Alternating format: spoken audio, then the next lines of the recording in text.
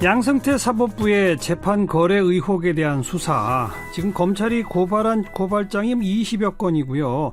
내일 첫 번째 고발인 자격으로 참여연대 사법감시센터 소장 맡고 있는 서강대 임지봉 교수가 조사를 받으러 간답니다. 그래서 오늘 미리 좀 전화로 목소리를 듣겠습니다. 임지봉 교수, 안녕하세요. 안녕하십니까. 참여연대는 언제 고발했죠?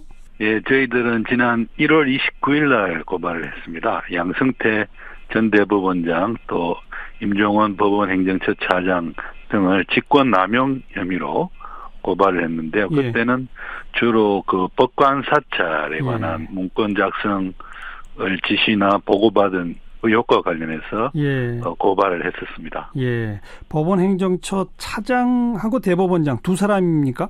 예, 그 이외에 또 뭐 기획조정실장 그리고 신원불상의 그 사찰 문건을 작성한 그 법원행정처의 법관 이렇게 4명을 피고발인을 했습니다. 그렇군요. 그 후에 이 법관 사찰이 아니라 뭐 이른바 재판 거래 의혹과 관련된 이 대법원 법원 자체의 조사 결과들이 쭉 추가로 나오지 않았습니까? 예, 그렇죠. 그러면 일단 한번 고발한 거에 대해서 그런 것들을 추가로 고발할 수 있는 겁니까? 어떻게 되는 겁니까? 예, 추가로 고발을 할 수 있습니다. 네. 저희들은 제가 내일 가서 저희들이 1월 29일 날 고발한 건에 대해서 고발인 조사를 받게 돼 있는데요. 그렇죠. 거기 가서 그 이후에 대법원의 특별조사단에서 재판 거래 의혹과 관련한 부분을 많이 적은 그 3차 보고서가 나오지 않았습니까? 그렇죠. 그래서 3차 보고서에 있는 그런 재판 거래 의혹과 관련해서도 저희들이 구두로 추가 고발을 할 예정입니다. 아, 고발인 조사 받으러 가서 그냥 구두로 해도 다 고발이 되는 거로군요. 그렇습니다. 네. 우선 그 3차 보고서 어떻게 보셨어요? 임지봉 교수는. 예, 그야말로 국민의 한 사람으로서 저도 뭐 재판을 어떤 그 거래 대상으로 삼을 수 있을 수도 있었다는 그런 의혹과 관련해서 좀 충격과 함께, 그래도 법원이라는 데가 우리 국민들이 억울한 일을 당했을 때 최후로 기댈 수 있는 언덕 아니겠습니까? 예. 법원에서 그런 재판 거래와 관련한 의혹이 터져 나왔다는 데 대해서 뭐 다른 어떤 기관의 의혹보다도 더 좀 심한 배신감을 느꼈습니다. 네. 그런데 뭐 양승태 전 대법원장, 또 지금 현재의 대법관들 뭐 이구동성으로 이런 그 재판에 관여하거나 흥정하거나 이런 건 전혀 없다라는 식의 그 발표를 하고, 또 뭐 소위 재판 거래가 된 것처럼 쓰여진 이른바 뭐 BH 가서 청와대 가서 저 대통령 만나서 말씀 나눌 때 필요한 자료, 보충 자료를 우리가 이 보고서 써드린 거, 이런 건 그냥 일회성 자료일 뿐이다, 이런 식의 입장을 계속 밝히는데 어떻게 보세요? 근데 청와대에 가서 그 일회성으로 환담을 나누기 위해서 준비한 그 말씀 자료 중에 만약에 판결에 대한 게 있다면 그렇게 그런 판결에 대한 내용을 환담의 소재거리로 삼아서는 안 되죠. 아하. 대법원장이 그 최고 권력자인 대통령과 이야기를 하면서 그 재판을 그 환담거리로 삼을 수 있겠습니까? 그 재판과 관련한 당사자들한테는 사실은 그 일생일대 중요한 문제일 수도 있는 건데, 그렇죠. 그에 대해서 대통령과 환담거리로 삼는다는 것도 있을 수 없는 일이고요. 또 그러한 것을 대통령과 이야기함으로써 앞으로 유사한 사건과 관련해서 대통령과 어떤 뭐 판결의 어떤 기준, 같은 것에 관한 의견 교환을 했다고 볼 여지도 있기 때문에, 그렇죠.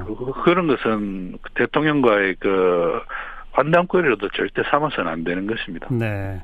그런데 이거 참 의혹은 정말 짙습니다만, 정말로 이 재판에 뭐 대법관들이 영향을 미쳤느냐, 아니면 대법원 전원 합의부로 뭐 회부하는 데에 청와대가 영향을 미쳤느냐, 이런 것들을 구체적인 증거로 잡아내지 못하면 처벌 못하는 거 아닌가요? 그렇죠. 아무래도 이게 형사 사건으로 갈 공산이 크기 때문에요. 그러니까요. 형사 사건은 그 엄밀한 증거 법칙이 적용되기 때문에 어떤 증거들이 나와야 될 것이고요.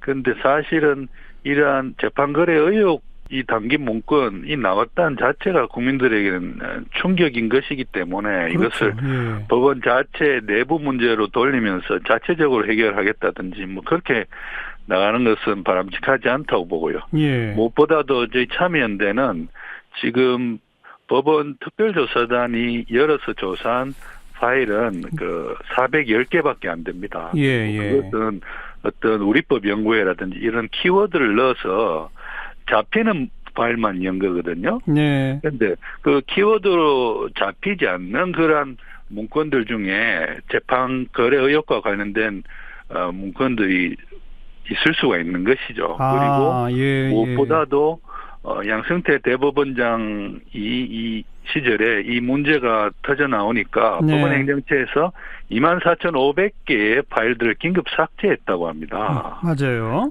그렇기 때문에 이 검찰에 고발한 이유가 바로 그것입니다. 이런 예. 파일들을 열어봐야 예. 나머지 재판 거래 의혹과 관련된 그런 물증들도 나올 수가 있는 것이고요. 알겠습니다.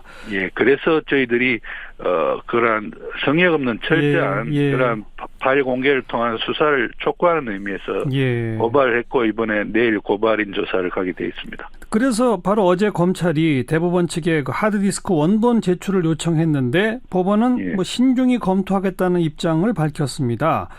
이게 예. 근데 검찰이 이렇게 요청하고 뭐 신중히 검토하고 이럴 사안입니까? 이거 압수수색해야 되는 거 아닌가요? 어떻게 보세요?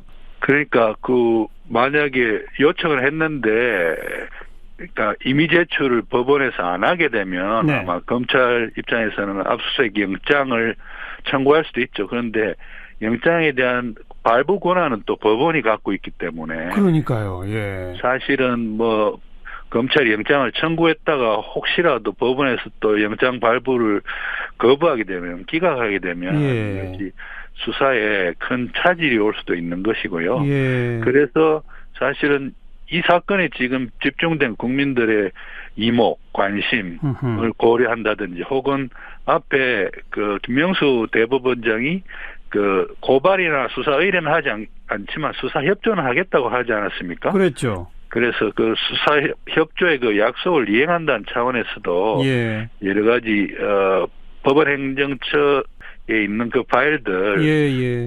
특별조사단이 연 파일 이외에도 예. 긴급 삭제된 그런 파일들이라든지 이런 것들도 자료를 임의 제출의 형식으로 검찰에 제공하는 것이 저는 바람직하다고 봅니다. 네. 너무 좀 앞선 질문일지 모르겠습니다만 예를 들어서 KTS 여승무원들 대법원에서 패소하지 않았습니까? 그래서 확정되지 예. 않았습니까? 근데 만약 그렇습니다. 검찰이 수사를 해서 그 재판에 예. 뭐 어떠한 위법 행위 불법적으로 개입된 직권남용 뭐가 있었다라고 하는 것이 입증이 된다면 그런 건 다시 재심할 수 있는 건가요? 그렇죠. 입증이 되고 어허. 그러한 외압으로 인해서 대법관들의 사건 재판과 관련한 결론이 바뀌었다라고 네.